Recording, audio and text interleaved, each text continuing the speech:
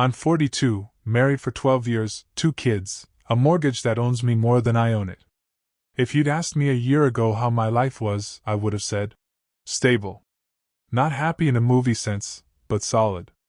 Routine. Predictable.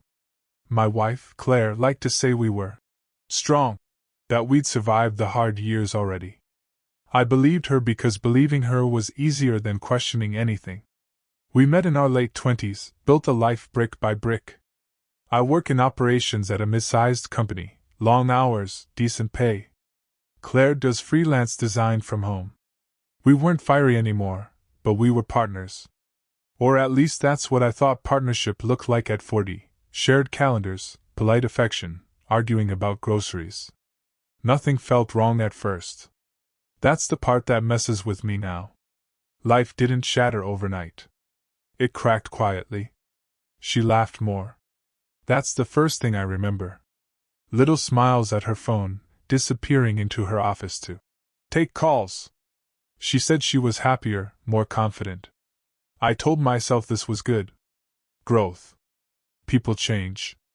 At work, I had my own distractions.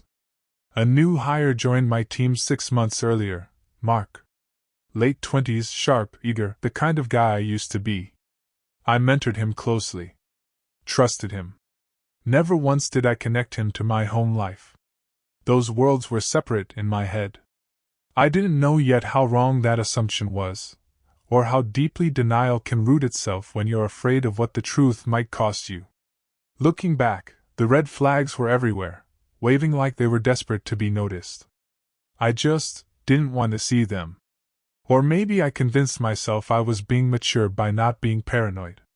Claire started guarding her phone like it was classified material. Screen always face down. Password changed. If I walked into a room, she'd lock it without thinking. When I asked casually, she laughed and said I was cute for noticing. Cute. Like a child. Our conversations got shallower. Logistics only. Kids, bills, who's picking up milk? Any attempt at something deeper felt like I was interrupting her real life. She'd nod, half listen, eyes flicking back to her screen. Meanwhile, Mark was thriving at work. Too well, maybe? He stayed late, volunteered for everything. He asked about my life in a way that felt almost personal. How's Claire? He'd say, too naturally. I assumed it was admiration. Maybe he saw me as a role model. That idea strokes the ego nicely. There were overlaps I ignored. Claire mentioning someone at work, even though she worked from home. Mark casually referencing a cafe Claire liked. Songs we both heard. Through friends. I told myself I was overthinking. I trusted both of them. That's the part I'm most ashamed of admitting. I trusted my wife because she was my wife. I trusted Mark because I was responsible for him. Trust, I'm learning, can be a blindfold you tie yourself. The doubt didn't hit me all at once. It seeped in, slow and poisonous. One night, Claire fell asleep on the couch. Her phone buzzed. I wasn't trying to snoop, I swear that's true, I just glanced.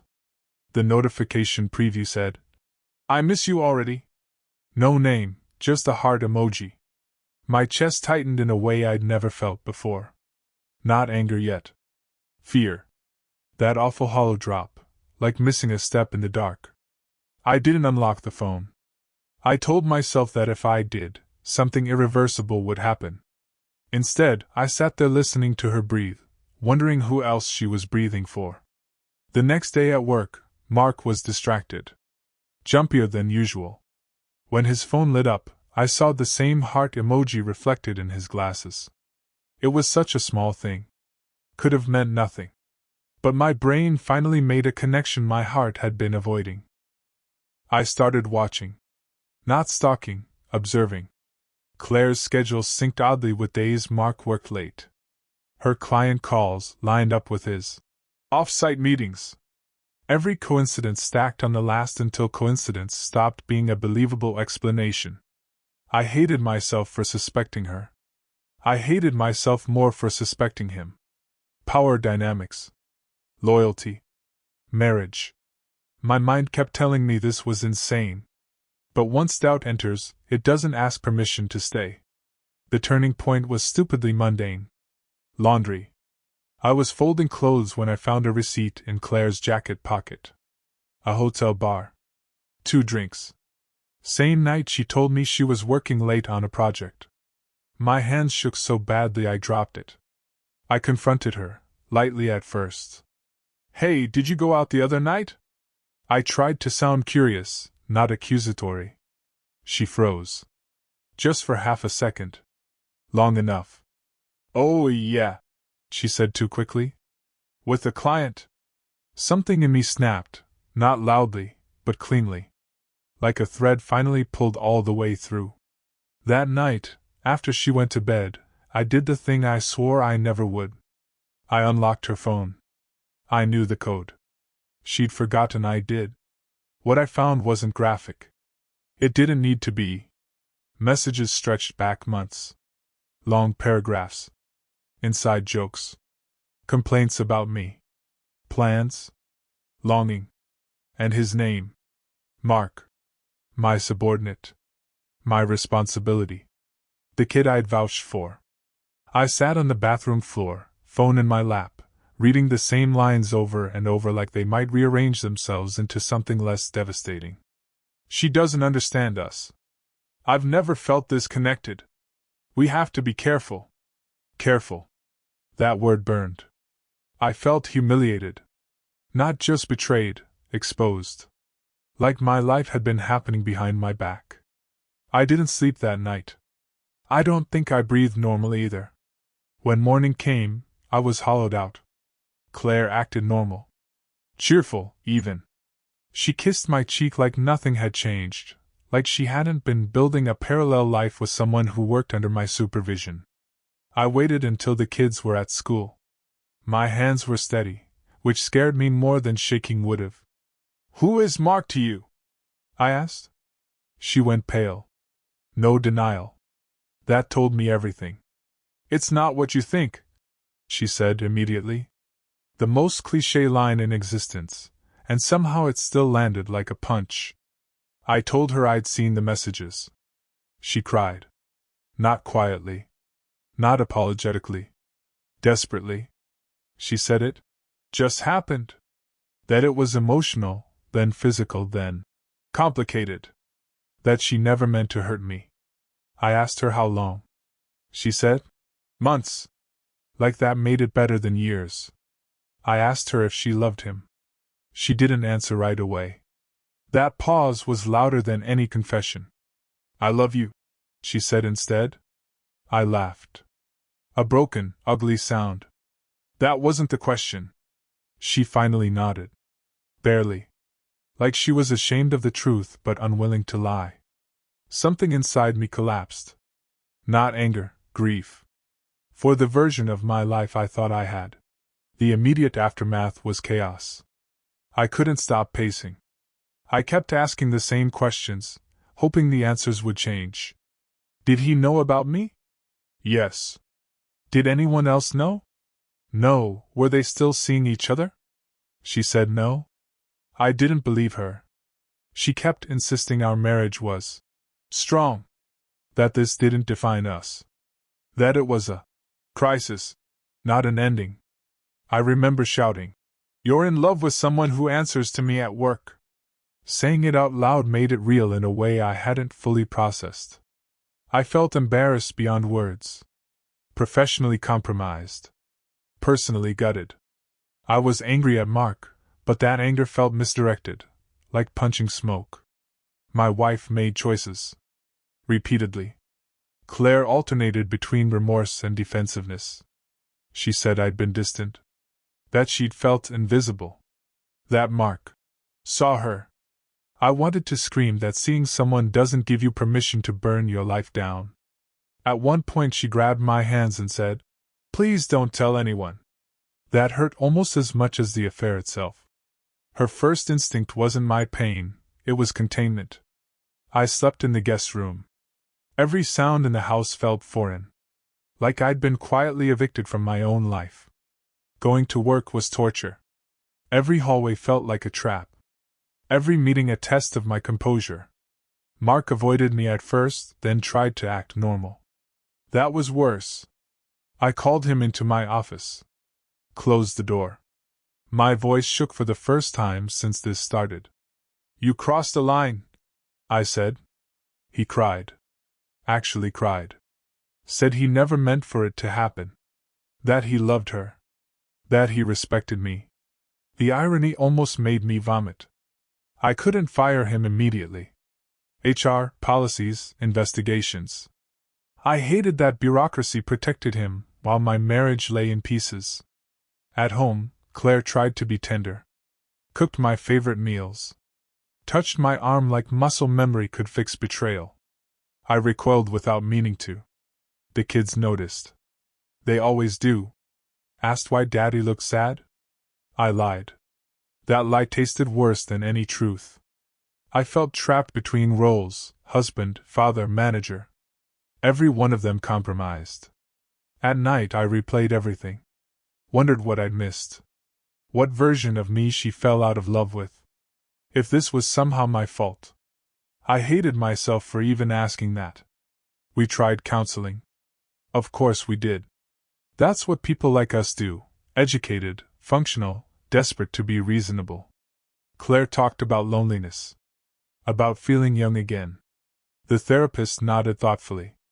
I sat there, hands clenched, trying not to scream that loneliness doesn't justify deceit. I talked about trust. About humiliation. About the image of them together looping in my head like a cursed gif. Claire promised it was over. That she'd blocked him. That she chose me. But love isn't a switch. And I could feel her grief for him, even as she sat beside me. That might have been the cruelest part, watching her mourn someone else while claiming to rebuild with me. I became suspicious of everything. Every late email. Every sigh. I hated who I was becoming, a man measuring affection like evidence. At work, Mark eventually resigned. Quietly. No consequences anyone could see. That stung more than I expected. The affair ended technically. But its shadow didn't. The emotional impact didn't fade. It metastasized. I lost weight. Slept in fragments. Jumped at notifications. Some days I felt numb. Others rage bubbled up out of nowhere, at traffic, at commercials, at myself. Claire wanted reassurance. Wanted to know if I'd forgive her. I couldn't answer. Forgiveness felt like a betrayal of my own pain. I loved her. That was the worst part. Love doesn't evaporate just because trust does. It lingers, confused and wounded. I also hated her. For choosing someone else. For choosing someone who knew me. For risking everything without my consent. I felt powerless. Like my life had been rerouted without my input. Friends noticed I was distant. I told no one. Shame wrapped around me like a second skin. I didn't want pity. I didn't want advice. I didn't want to explain how my wife fell in love with my subordinate. Some nights, I imagined leaving. Starting over. Other nights, the idea of losing my kids half the time crushed me. Indecision became its own prison. The consequences rippled outward, whether I acknowledged them or not. Our kids became quieter. More cautious. They sensed the tension even when we smiled. That guilt still eats at me. Financially, therapy and lawyers loomed like storm clouds. Emotionally, I was exhausted. Every day required effort just to exist. Claire grew impatient with my pain. "How long are you going to punish me?" she asked once. That sentence still echoes. I wanted to ask how long I was allowed to hurt. Our intimacy vanished. Touch felt transactional. Like we were actors reading from a script we no longer believed in. At work, my confidence was gone. I questioned every judgment call. Every relationship. Trust felt naive now. I started journaling at 3 a.m., writing things I couldn't say out loud. Rage. Grief. Longing for the man I was before all this. I missed certainty. The separation didn't come with a single dramatic decision. There was no suitcase thrown, no door slammed. It was quieter than that, which somehow made it worse.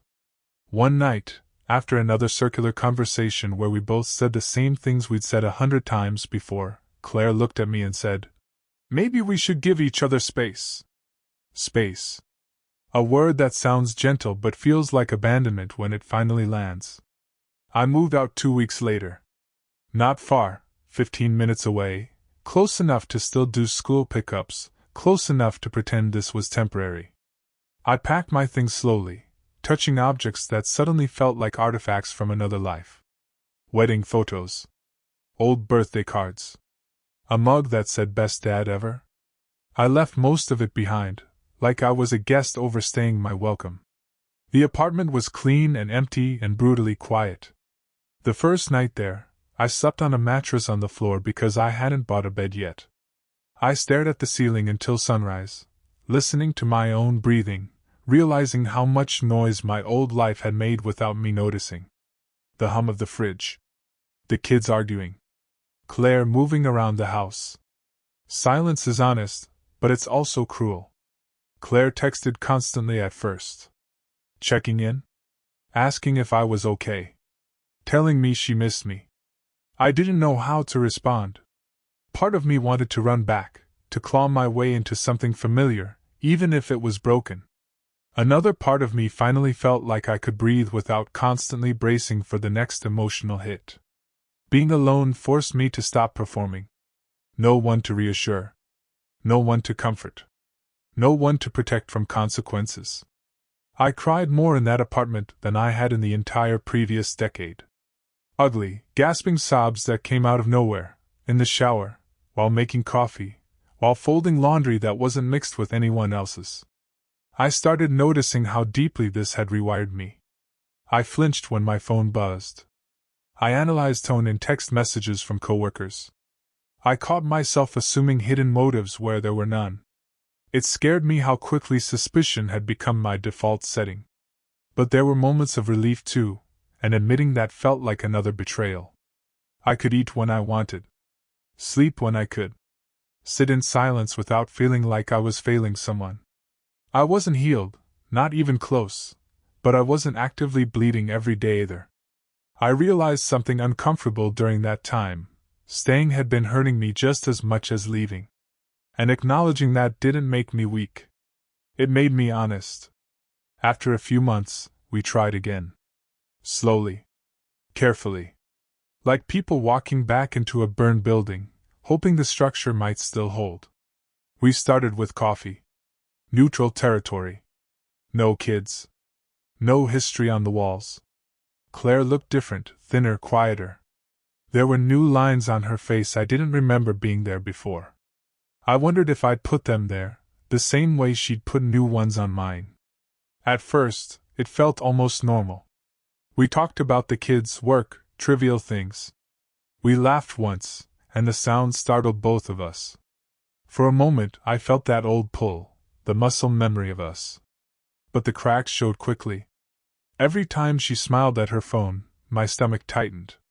Every time she was late, my mind filled in the blanks without my permission. She noticed.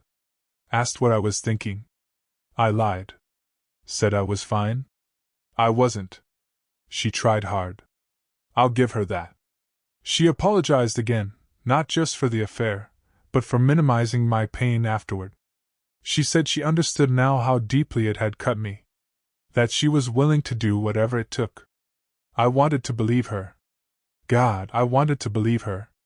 But wanting isn't the same as trusting. One night, we sat in her living room after the kids were asleep. She reached for my hand, tentative, like she was afraid I'd pull away. I didn't, but I didn't squeeze back either. She noticed. I feel like you're here, but you're not really with me, she said quietly. I finally told the truth. That every good moment felt temporary. That part of me was always waiting for the floor to drop out again. That love, without safety, felt like standing on glass. She cried. Not hysterically. Just silently, tears sliding down her face. She said she didn't know how to fix something she couldn't undo. Neither did I. A week later, I told her I couldn't keep trying. Not because I didn't love her, but because loving her had started to feel like self-betrayal. That staying meant constantly negotiating with my own pain. Ending it that way hurt differently. Quieter. More final. There was no villain in that moment, just two people standing in the wreckage of choices that couldn't be unmade. When I left that night, I didn't feel dramatic heartbreak. I felt exhaustion. The kind that settles into your bones and tells you it's time to stop fighting reality. Now we co-parent. That phrase sounds so neat, so civilized.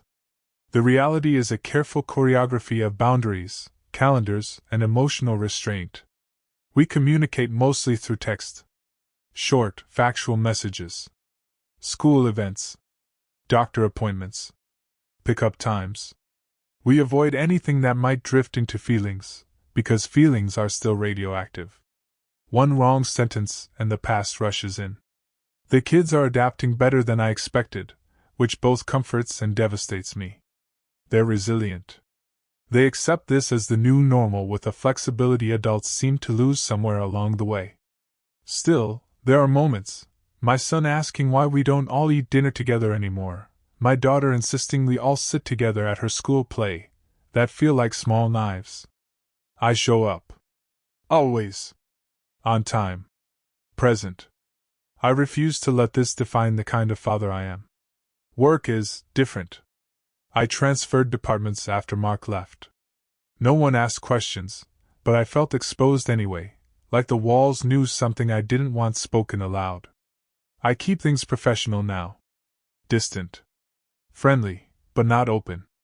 I don't mentor the way I used to. That part of me feels damaged, like generosity now carries risk.